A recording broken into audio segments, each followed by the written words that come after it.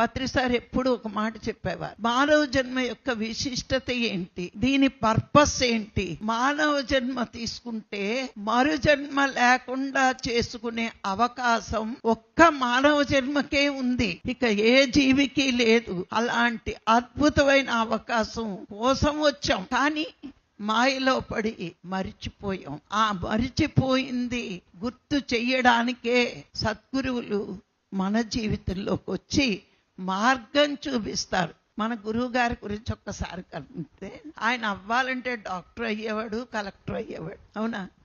ఆయన డిజైన్ ఏంటి, మనందరికీ ధ్యానం చెప్పడం, అవునా? మరి ఆయన ఆ పనే చేశాడు. ప్రతి మానవుడు భూమి మీదకి వచ్చింది దేనికి అంటే సాధన చేసి తానెవరో తెలుసుకుంటూ, మరి తను ఆనంద స్థితిలో ఉన్నప్పుడు పక్కవాణ్ణి కూడా ఆనందంగా జీవింప చెయ్యడమే పరమధర్మం అట.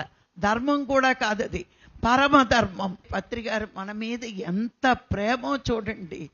ధ్యానం నేర్పాడు, జ్ఞానం పొందమని చెప్పాడు, కర్మలు దగ్ధం చేసుకోవడానికి. పత్రిగారు చెప్పినట్టు సాధన చేసి శక్తిని సంపాదించాలి. మనం జన్మ తీసుకున్నదే కర్మలు అనుభవించడానికి. జరిగేవి జరుగుతాయి. ధ్యానం అరిష్టం కాదు, అదృష్టం. ఇది అందరూ గ్రహించవలసిన విషయం.